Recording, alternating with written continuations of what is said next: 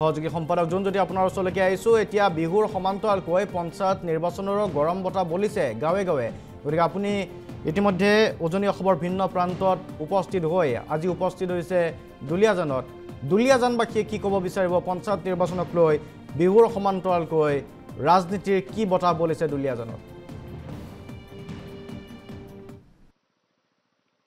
নিশ্চয় শান্তনু মহন্ত ইতিমধ্যে ৰাজ্যত বিহুৰ বতাহৰ সমান্তৰালকৈ ৰাজনীতিৰ বতাহ বলিছে যেহেতু পঞ্চায়ত নিৰ্বাচন প্ৰথম পৰ্যায়ৰ পঞ্চায়ত নিৰ্বাচন হ'ব 2 তাৰিখে আৰু উজনি অসমৰ প্ৰায়কেইখন জিলাতে 2 তাৰিখৰ দিনাখনে পঞ্চায়তত ভোট গ্ৰহণ হ'ব মই বৰ্তমান উপস্থিত আছোঁ দুলীয়াজান সমষ্টিৰ অন্তৰ্গত বকুলনি পঞ্চায়তত বকুলনি পঞ্চায়তৰ এটা সীমামূৰীয়া এখন গাঁৱত উপস্থিত আছোঁ প্ৰকৃততে বিগত সময়ছোৱাত এই বকুলনি গাঁওবাসীয়ে কি পালে বা বকুলনি পঞ্চায়তৰ অন্তৰ্গত যিসকল বাসিন্দা আছে তেখেতসকলে কি পালে আমি পোনে পোনে সেই কথা পাতিম তাৰ পাছতে আমি আৰু কেইটামান দৃষ্টিগোচৰ কৰাম যিহেতু আমি ইয়াত এটা মূল পথ আছে আমি সেই কথাটো আগতে কৈ ল'ব বিচাৰিছোঁ দুলীয়াজান মধুটিং বকুলনি আৰু নগাজান সংযোগী পথ যিটো পথত আমি আছোঁ এই পথটো মই কিছু অংশ পোনে পোনে প্ৰথমতে দেখুৱাই লৈছোঁ তাৰপিছত মই কথা পাতিম এই পথটোক দেখুৱাই লোৱাৰ কাৰণ এইটোৱেই যে যিহেতু দুলীয়াজান ঔদ্যোগিক নগৰী তাত ইয়াত অইলৰ মূল অফিচ আছে গেছ কোম্পানীৰ অফিচ আছে তাৰ পাছত প্ৰকৃততে অইলেই গোটেই সমগ্ৰ দুলীয়াজানৰ কাৰণে পইচা খৰচ কৰে ইয়াৰ পাছতো চৰকাৰে কোন কোন দিশত পইচা খৰচ কৰে তাৰ কিন্তু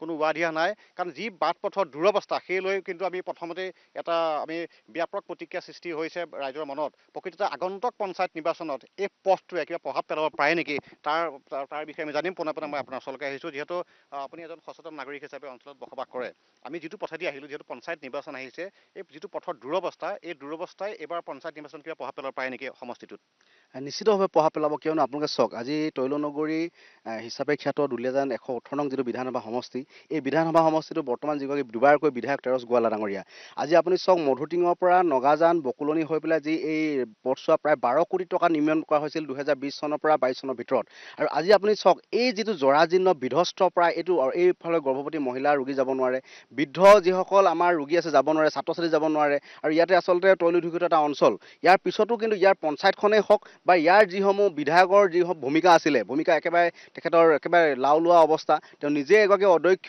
অযোগ্য বিধায়ক বুলি আমি এইকাৰণেই ক'ম কাৰণ তেওঁ বিভিন্ন সময়ত সমষ্টিটোৰ উন্নয়নৰ ক্ষেত্ৰত বাট পথ উন্নয়নৰ ক্ষেত্ৰত তেওঁ গুৰুত্ব দিব লাগিছিলে যেনেধৰণে তেওঁ গুৰুত্ব নিদি তেওঁ কেৱল মাত্ৰ বিভিন্ন বিতৰ্কিতমূলক বক্তব্যৰ জৰিয়তে নিজকে টিআৰপিৰ পিছতহে তেওঁ আচলতে যোৱা ব্যক্তি সেইকাৰণে আমি এই কথাটো স্পষ্ট কৰি দিব বিচাৰিছোঁ যে নিশ্চিতভাৱে এই পথছোৱাইদি বিভিন্ন ছাত্ৰ ছাত্ৰী যায় আবাল বৃদ্ধ বনিতাৰ পৰা বিভিন্ন ধৰণৰ লোক অহা যোৱা কৰে ৰোগীলৈকে অহা যোৱা কৰে এই পঞ্চায়তৰ নিৰ্বাচনৰ প্ৰাক মুহূৰ্তত বা পঞ্চায়তৰ নিৰ্বাচনত এই পথছোৱাই নিশ্চিতভাৱে প্ৰভাৱ পেলাব নিশ্চিত মই এইখিনিতে দুটামান তথ্য দিব বিচাৰিছোঁ মহন্ত দুলীয়াজান সমষ্টিৰ অন্তৰ্গত আঞ্চলিক পঞ্চায়তৰ সংখ্যা হ'ল 16 সদস্যৰ সংখ্যা হ'ল 107 গৰাকী আৰু জিলা পৰিষদ আছে 4খন গতিকে বকুলনি তাৰে এটা অন্তৰ্গত মই আপোনাৰ আমাৰ বকুলনি টাইম ছাত্ৰ অন্তৰ্ভুক্ত ধন্যবাদ ইয়াৰ বকুলনিবাসী মৰমো মই আমাৰ লাভ কৰিছোঁ ধন্যবাদ মই যিহেতু আপোনাৰ ওচৰলৈকে আহিছোঁ আপুনি এই অঞ্চলটোৰ বাসিন্দা বকুলনি পঞ্চায়তত বিগত সময়ত কি কি কাম হ'ল আৰু বা কি কি কাম নহ'ল এই বিষয়ে কি ক'ব তেনেকৈতো কাম আমি দেখিব পোৱা দেখা নাই আজিলৈকে তেনেকৈ উন্নতি বুলিবলৈ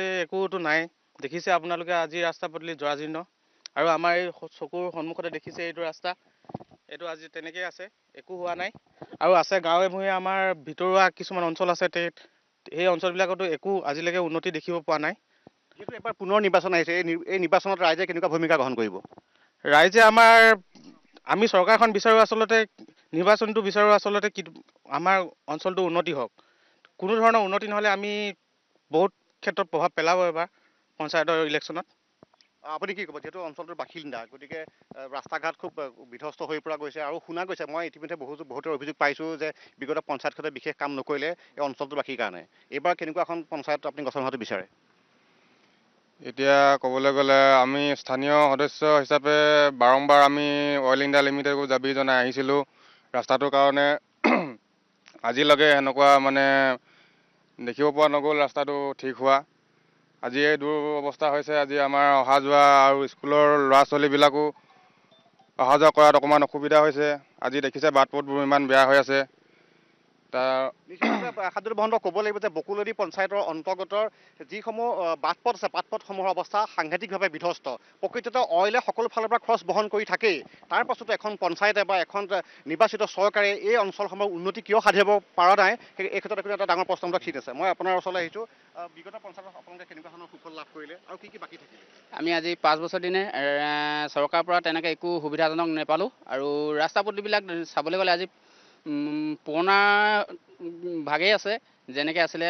এতিয়া ভাবোঁ চৰকাৰখন নতুনকৈ আকৌ ভাল হওক। কিছুমান হেৰি আজি আমাৰ MLA হওক বা গাঁওবুঢ়া যিকোনো মানুহ হ'লেও যিকোনো ৰাইজে তাৰমানে হেৰি কৰি মেলি আৰু ৰাস্তা পদূলিবিলাক ভাল কৰি দিয়ক, আমি সেইটোৱে বিচাৰোঁ। এই ৰাস্তা পদূলিৰ কাৰণে মানুহৰ বহুত অসুবিধা হয়। এতিয়া আজি বজাৰ কৰিবলৈ যাবলৈ, ক'ৰবাত মেডিকেল নিবলৈ ল'ৰা ছোৱালী বা ডাঙৰ এতিয়া ডেলিভাৰী মাইকী মানুহ বা বেমাৰী মানুহ নিবলৈ কাৰণেও বহুত অসুবিধা হয় আজি আমাৰ নগাজান বকুলনি গাঁও পঞ্চায়তৰ।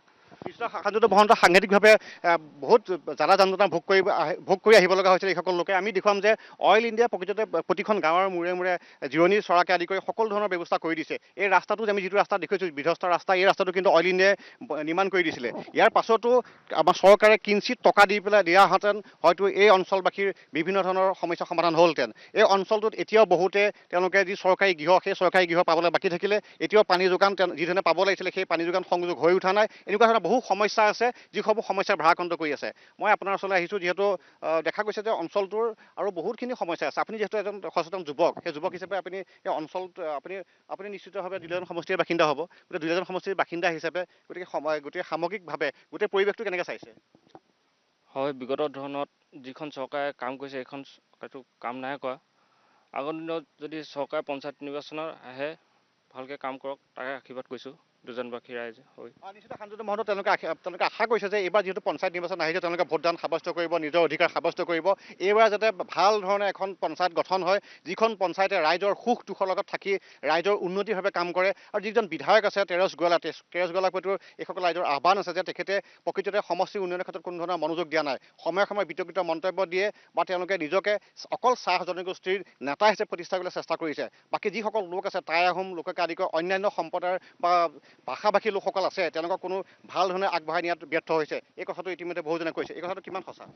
এইটোতো নিঘাত সত্য। কাৰণ কেলৈ আপোনালোকে বিভিন্ন সময়ত দেখিবলৈ পাইছে যে তেওঁ কেৱল মাত্ৰ চাহ জনগোষ্ঠীয় মহাসভাৰ লগতে জড়িত থাকি মানে সেই অনুষ্ঠানটোৱে তেওঁ যেতিয়া নিৰ্বাচনৰ প্ৰাক মুহূৰ্তত এটা ব্যাপক হাৰত নিজৰ জনগোষ্ঠীৰ মানুহখিনি আনি পেলাই গেডাৰিং কৰি এটা তেওঁ যে চাহ জনগোষ্ঠীৰ লোক, আমি সেইটো কাৰণ কেলৈ ছয় জনগোষ্ঠী যিহেতু চাহ জনগোষ্ঠী বা আচ্ছাও আছে, গতিকে আমি চাহ জনগোষ্ঠী নেতা হিচাপে আমাৰ নিজৰ নেতা বুলি ভাবোঁ। কেলৈ জনজাতিকৰণৰ ক্ষেত্ৰত সুদীৰ্ঘ দিনৰ পৰা যিটো দাবী, সেই দাবীটো আমাৰ তেৰছ গোৱালাকে ধৰি আমাৰ বিগত দিনত টাই আহোম জনগোষ্ঠী অন্যান্য ছয় জনগোষ্ঠীৰ নেতৃত্ব আছিলে। গতিকে কিন্তু নেতৃত্বৰ তেওঁ যেতিয়া ৰাজনৈতিক শাসনৰ গাড়ীলৈ যোৱাৰ পিছৰ পৰা তেওঁৰ মনোভাৱ কিন্তু সলনি হৈ গ'ল। তেওঁ আজি তাৰিখলৈকে বিধানসভা মজিয়াত ছয় জনগোষ্ঠীৰ জনজাতিকৰণ সন্দৰ্ভত কেইবাৰ প্ৰশ্ন উত্তৰিলে। তেওঁ এই দুলীয়াজান সমষ্টিটোৰ উন্নয়নৰ কাৰণে আন্তঃগাঁথনি উন্নয়ন, শৈক্ষিক বিকাশ, ক্ৰীড়া, শিক্ষা, সাংস্কৃতিক সকলো ক্ষেত্ৰতে আগুৱাই নিবৰ কাৰণে প্ৰতিটো জাতি জনগোষ্ঠী কি কৰিলে, এই কথাখিনি যদি তেখেতক আমি সুধোঁ বিগত তেওঁ দুটা কাৰ্যকালত কি কৰিলে, তেওঁ যদি সুধোঁ তেওঁ উত্তৰ একোৱেই নাই, শূন্য, এটা প্ৰকাণ্ড শূন্য। তেওঁ গেছ কোম্পানীত তেওঁ অধ্যক্ষ পদ নাপাই পেলাই তেওঁ পদত্যাগ কৰা মানুহে হয়। তেওঁ গুৱাহাটী নৌ পাৰ্কিঙত গাড়ী ৰখাই পেলাই তেওঁ পুলিচে যেতিয়া তেওঁ নৌ পাৰ্কিং হুইল ক্লেইম লগাইছিলে তেতিয়া তেওঁ মানে সেই পুলিচৰ লগত মানে তৰ্কাতৰ্কি কৰা ব্যক্তিয়ে হয়। 1952 চনত দেশ স্বাধীন হৈছিলে বুলি উঠি অহা প্ৰজন্মটোক শিক্ষা দিয়াই তেওঁ ব্যক্তি হয়। গতিকে তেখেতৰ নিচিনা অদক্ষ অযোগ্য নেতৃত্ব যেতিয়ালৈকে ৰাজনৈতিক শাসনৰ গাদীত 118 নং দুলীয়াজান সমষ্টিৰ তৈলনগৰী হিচাপে খ্যাত এটা বাণিজ্যিক কেন্দ্ৰ যেতিয়ালৈকে বিধানসভা সমষ্টিত তেওঁ থাকিব, এই সমষ্টিটোৰ উন্নয়ন সৰ্বকালৰ কাৰণে জৰাজীৰ্ণৰ ওপৰতে হৈ থাকিব। নিশ্চয় ধন্যবাদ জনাইছোঁ আপোনাক। যিহেতু আপোনালোকে যথেষ্ট মৰম সন্মান জনালে NB নিউজ যিহেতু আপোনালোকৰ মাজলৈ আহিলে, আপোনালোকৰ এই কথা বতৰা ইতিমধ্যে আমি ফোনবিধভাৱে সম্প্ৰচাৰ কৰিছোঁ। আৰু এইখিনিতে আমাৰো এটা আপোনালোকৰ প্ৰতি সকলোৰে প্ৰতি আহ্বান থাকিলে যে NB নিউজটো আপোনালোকে চাই থাকিব। আপোনালোকৰ দুখৰ লগত আছে, আপোনাৰ সুখৰ লগত আছে। যিহেতু আমি এনেদৰে বিভিন্ন প্ৰান্তত গৈ বিভিন্ন ধৰণৰ সমস্যা সমাধান কৰাৰ কিছু চেষ্টা বা চৰকাৰৰ দৃষ্টিলৈ আগবঢ়াই দিছোঁ। পঞ্চায়ত নিৰ্বাচন আহিছে, এইবাৰ ভূমিকা কি হ'ব আপোনালোকৰ?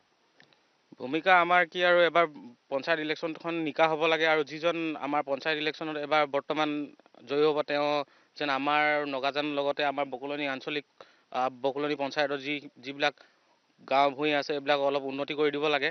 আৰু অকল শাসনত থাকিলে যে তেওঁলোকে নিজৰটো অকল চিন্তা কৰিব সেইটো নহয়, আমাৰ অকণমান গাঁওবাসীৰ কাৰণে আৰু মানুহবিলাকৰ কাৰণে অলপমান চকু মেলি চাব লাগে। নিশ্চয় ধন্যবাদ।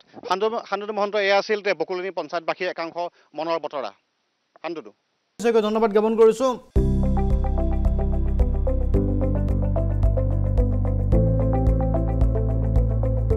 NB নিউজ, সহজ সৰল ভাষাত নৱভাৰতৰ কথা।